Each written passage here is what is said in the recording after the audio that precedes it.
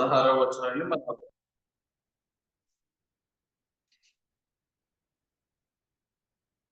అతని కాళ్ళు మేలిమి బంగారం పట్ల నిలిపిన చదువు రాత్రి స్తంభముల వలె అతని వైఖరి లెబనోను పర్వత తుల్యం.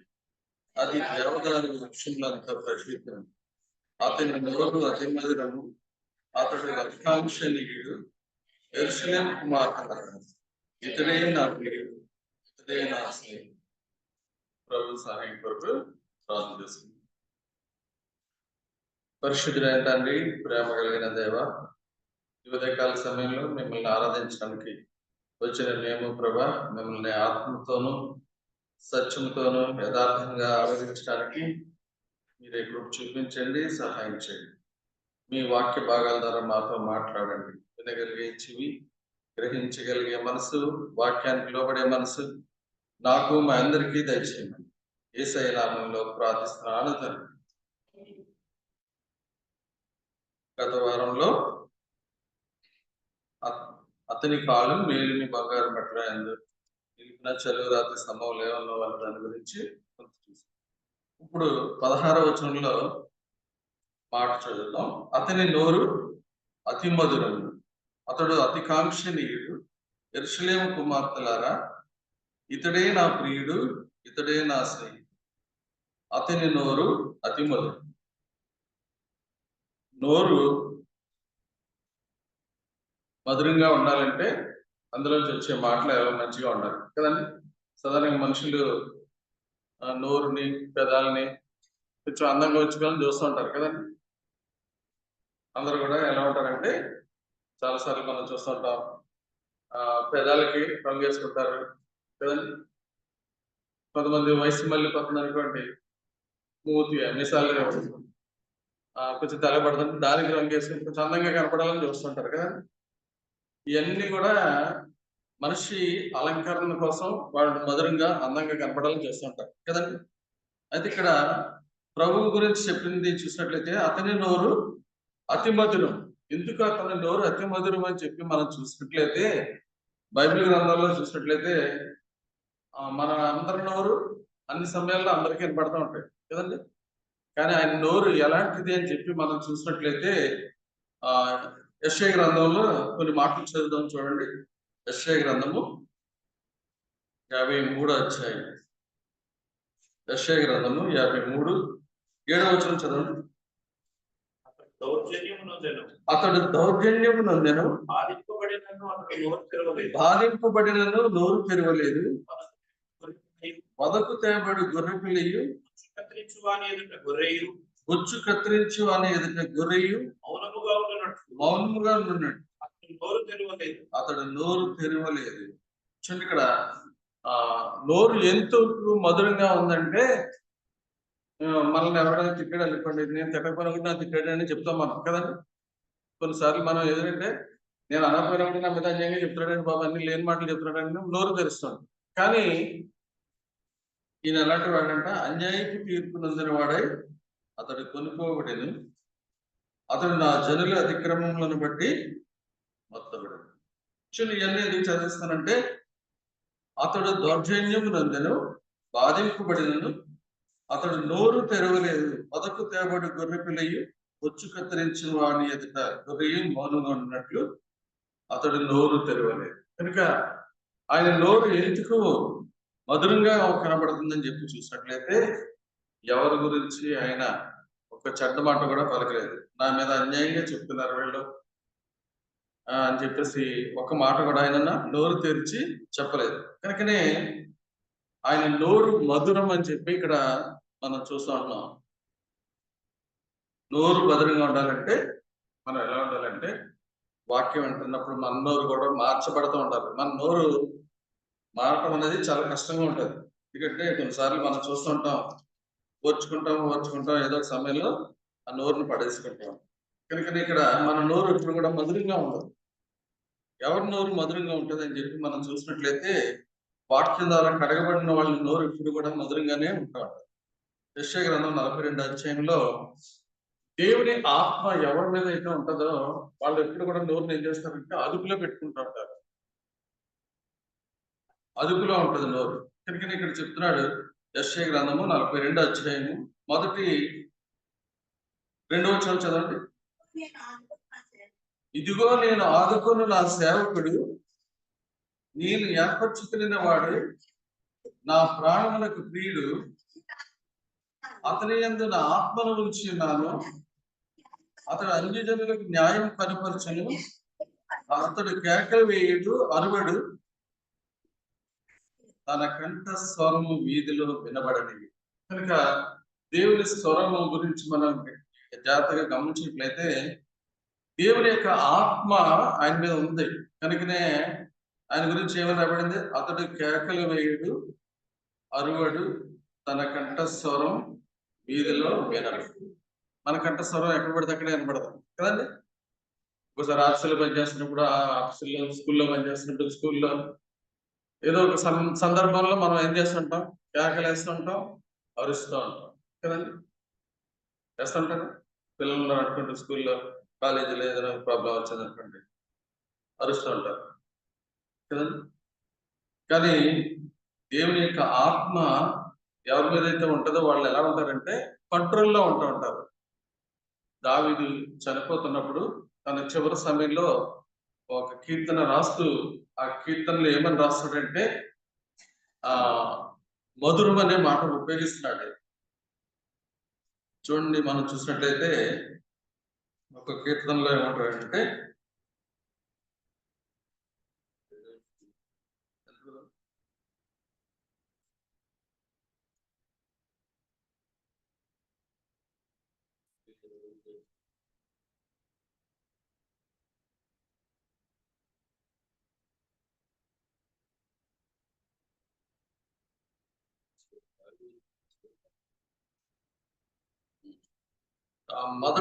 రెండో సమయాల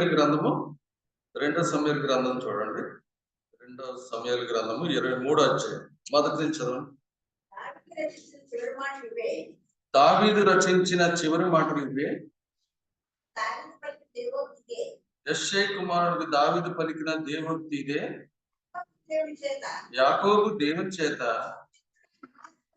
అభిషిక్తుడై మహాధిపత్యము పొందిన వాడును, ఇశ్రాయేలీయుల స్తోత్ర గీతములను మధురగానం చేసిన గాయకుడునకు దావీదు పలికిన దేవోక్తి ఇదే. యెహోవా ఆత్మ నా ద్వారా పలుకుచున్నాడు, ఆయన వాక్కు నా నోట ఉన్నది. ఇశ్రాయేలు దేవుడు సెలవిస్తున్నాడు, ఇశ్రాయేలుకు ఆశ్రయింపమగవాడు నా ద్వారా మాట్లాడుచున్నాడు. మనుషులు ఏలో ఒకడు పుట్టును, అతడు నీతిమంతుడై దేవుని యందు భయభక్తులు కలిగి ఏలును. చూడండి, ఇక్కడ ఉదయకాలపు సూర్యోదయ కాంతి వలెను, మబ్బు లేకుండా ఉదయించిన సూర్యుని వలెను, వర్షము కురిసిన పిమ్మట నిర్మలమైన కాంతి చేత భూమిలో నుండి పుట్టిన లేత గడ్డి వలెను అతడు. చూసినట్లయితే ఎవరు నోరు మధురంగా ఉంటుందంటే దేవుని యొక్క ఆత్మ చేత నింపబడిన వాడు ఎప్పుడు కూడా ఎలా ఉంటాడంటే తన కంఠస్వరాన్ని వీధిలో వినబడినవాడు, అరువడు, కేకలు వేయడం చెప్పి మనం చూస్తాం. కనుక దేవుని వాక్యం అంటున్న మనకిలోకి మార్పు రావాలి.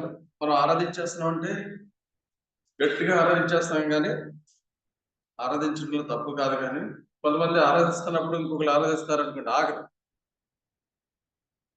నాకంటే ముందు ఒకరు ఆరాధిస్తున్నారు కదా, వాళ్ళ స్వరం వినపడ్డా కూడా మనం ఆగం. అది హెచ్చించుకునే స్వభావం. ఆగిపోవడమే తగ్గించుకోవడం కదండి. ఒక చోట కీర్తనలు ఏమంటారంటే, సియోనులో మౌనంగా ఉండటం కూడా దేవునికి స్తుతి చెల్లించలేనంట. ఒకవేళ ఇంకొకళ్ళు ఆరాధించవచ్చు, కానీ మనం మౌనంగా ఉండి కూడా దేవునికి స్తుతించవచ్చు. కానీ మనం ఆరాధన బయటకు అందరికీ కనపడదు కదా, అది నష్టమేమి కాదు కదండి. అంటే మనుషులు ఏముండాలంటే తగ్గింపు ఉండి దేవుణ్ణి ఆరాధించాలి. తగ్గింపు లేకుండా ఆరాధించే ఆరాధన ఏమాత్రం కూడా దేవుడికి సంతోషంగా ఉంది. కనుకనే 43వ కీర్తన రాస్తూ కీర్తనకారుడు చూడండి ఏమని చెప్తున్నాడంటే, 43వ కీర్తన మొదటి చూడండి. దేవా నాకు న్యాయము తీర్చుము, భక్తి లేని జనముతో నా పక్షమున వ్యాజ్యమాడుము. కపటము కలిగి దౌర్జన్యం చేయవారి చేతిలో నుండి నీవు నన్ను విడిపించెదవు. నీవు నాకు దుర్గమైన దేవుడవు. నన్ను త్రోసివేసితివేమి. నేను శత్రుబాధ చేత దుఃఖాక్రాంతుడినై సంచరింపనేలా. నీ వెలుగును నీ సత్యమును బయలుదేర చేయము. అవి నాకు త్రోవ చూపును. అవి నీ పరిశుద్ధ పర్వతమునకును నీ నివాస స్థలమునకు నన్ను తోడుకొని వచ్చును. అప్పుడు నేను దేవుని బలిపీఠం వద్దకును నాకు ఆనంద సంతోషములు కలిగితే దేవుని వద్దకును చేరుదు. దేవా, నా దేవా, సితారా వాయించు నీకు కృతజ్ఞతలు చెల్లించదని. కనుక మనం ఎలాంటి జనాల మధ్యన ఉంటామని చెప్పేసి ఇక్కడ చెప్తున్నాడంటే, మొదటి రోజున ఏముందండి? దేవా, నాకు న్యాయం తీర్చుము. భక్తి లేని జనముతో నా పక్షమున వ్యాజ్యమాడు. భక్తి లేని భక్తి లేని వాళ్ళు ఏం చేస్తారంటే, వాళ్ళ హృదయంలో క్రోధం ఉంటది, కక్ష ఉంటది కదండి. కనుక వాళ్ళు దేవుడికి మొరపెట్టినా దేవుడు వాళ్ళ మొర వినడు. వాళ్ళు ఏమనుకుంటారు? మొర పెడతారు కానీ వినడు.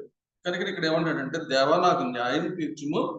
భక్తి లేని జనముతో నా పక్షమున వ్యాజ్యమాడము. కపటము కలిగి దౌర్జన్యం చేయవారి చేతుల నుంచి నీవు నన్ను విడిపించదు. అలా విడిపించే దేవుడుని మనం ఏం చేయాలంటే ఆరాధించాలి. హృదయపూర్వకమైన భక్తి లేని వాళ్ళు ఏం చేస్తారంట? లోన క్రోధాన్ని ఉంచుకుంటారు. చూడండి, ఇక్కడ యోగు భక్తుడు ఈ మాటలు తెలియజేస్తున్నాడు. యోగు గ్రంథం 36వ అధ్యాయంలో మనం చూసినట్లయితే 13వ వచనం కానీ చూడండి. అయినను లోలోపల హృదయపూర్వకమైన భక్తి లేని వారు క్రోధమును ఉంచుకుందరు.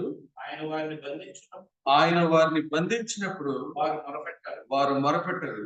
కావున వారు యవ్వనమందే మృతి నొందుదురు. వారి బ్రతుకు శిక్షగాముల బ్రతుకు వంటి తగును. శ్రమపడి వారిని శ్రమ వలన ఆయన విడిపించిన బాధ వలన వారిని విధేయులుగా చేయండి. అంతేకాక బాధల నుండి నిన్ను తప్పించు. ఇరుకు లేని విశాల స్థలమునకు నిన్ను తోడుకొని పోవు. కనుక నిజమైన భక్తి కలిగిన వాళ్ళు ఎప్పుడో ఏం చేశారంటే, హృదయంలో క్రోధాన్ని ఉంచుకోరు, కక్ష ఉంచుకోరు.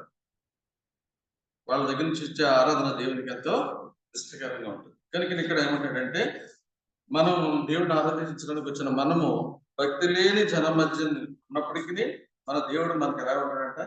ఆయన వెలుగును సత్యమును బయలుదేరి చేస్తాడు. అవి మనకి త్రోవ చూపిస్తూ ఉంటాయి. అవి నీ పరిశుద్ధ పర్వతమునకును నీ నివాస స్థలమునకును నన్ను తోడుకొని వచ్చాను. అప్పుడు నేను దేవుని బలిపీఠం వద్దను నాకు ఆనంద సంతోషములు కలుగజేయి దేవుని వద్దకు చేరదు. కనుక మందిరంలోకి వచ్చిన మనము కొద్ది నిమిషాలు దేవుని ఆరాధించడానికి వచ్చిన మనము ఎలా ఉండాలంటే, దేవుని వాక్యం వింటున్నప్పుడు ఆయన పదవుల గురించి చెప్తున్న మాటలు మనం చూసినట్లయితే, ఆయన పదవులు ఎలాంటి ఏంటండి? ఇప్పుడు మనం చదువుకున్న ఆయన నోరు అతి మధురం, ఆయన నోరు అతి మధురం అని చెప్పి మనం చూసాం.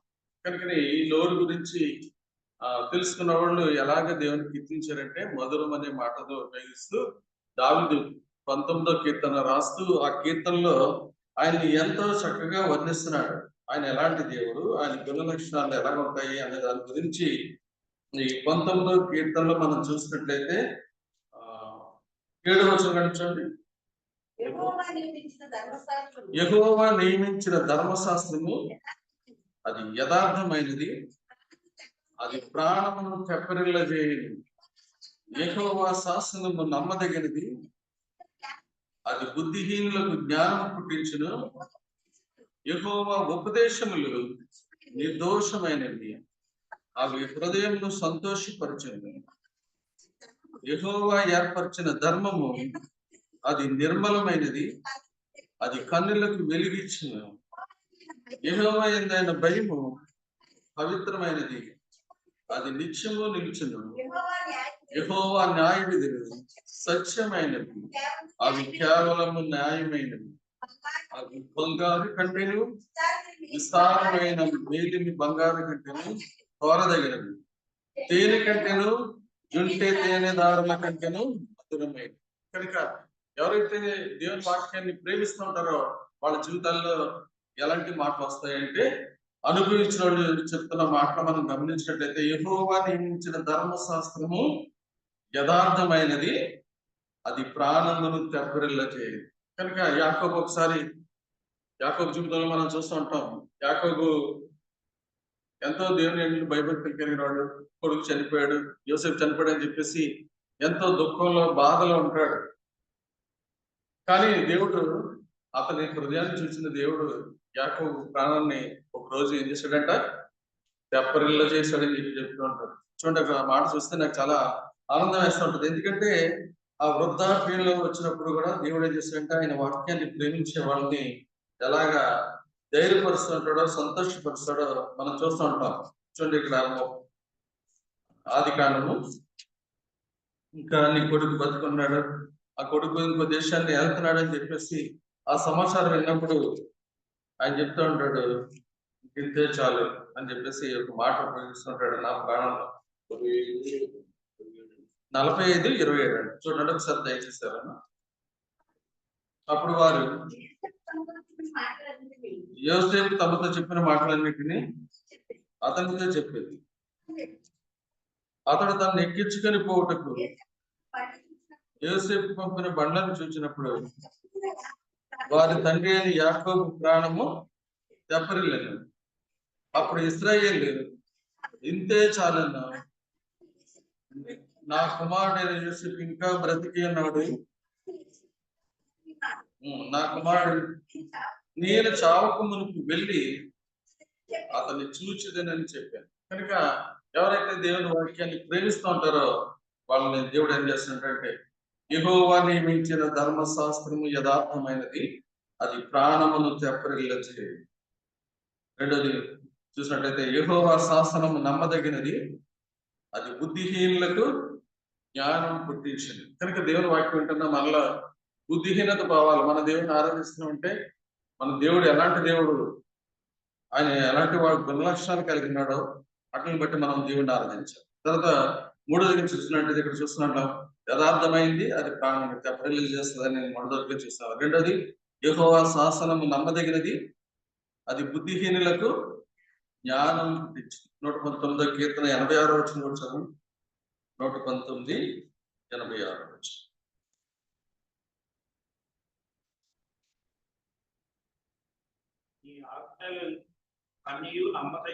నీ ఆజ్ఞలన్నీ నమ్మదగినవి,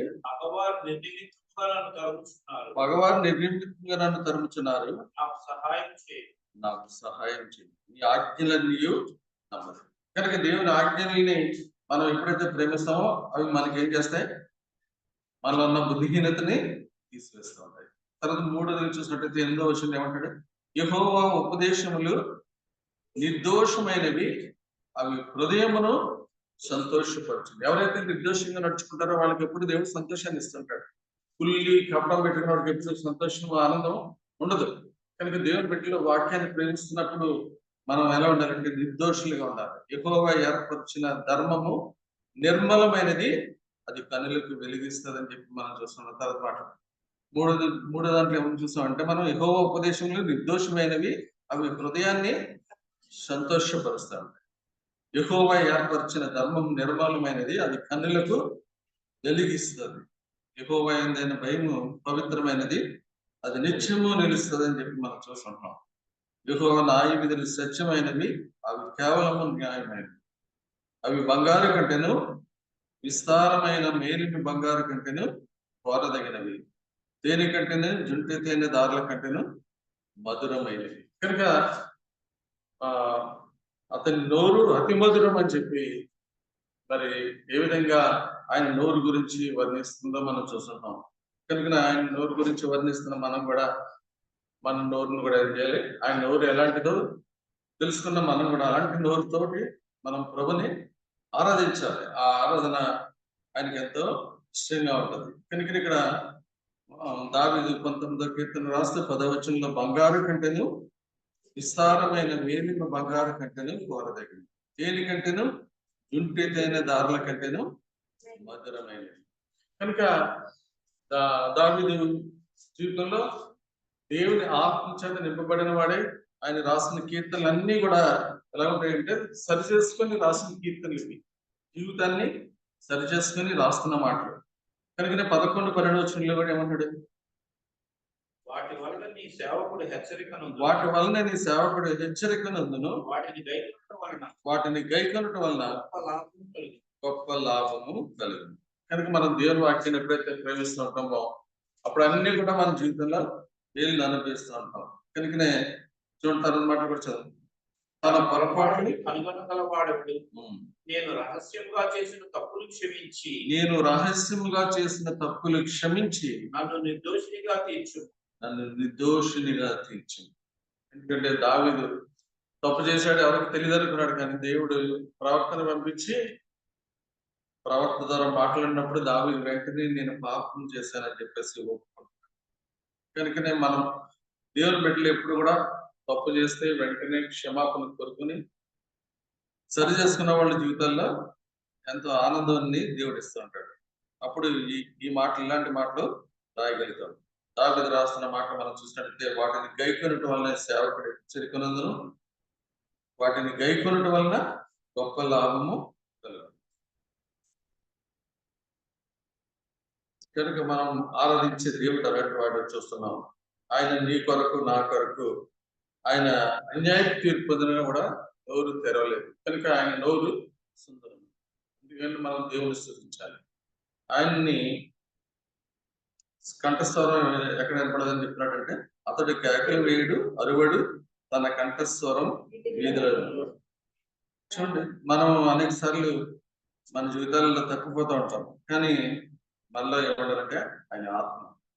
మనం చదువుకున్న ఈ 42 యెషయా గ్రంథం 42 మొదటి వచనంలో ఇదిగో నేను ఆదుకుని నా సేవకుడు, నేను ఏర్పరచుకుని వాడు నా ప్రాణమునకు ప్రియుడు, అతని యందు నా ఆత్మ ఉంచున్నాను. కనుక దేవుని ఆత్మ మనలో పెట్టాడు.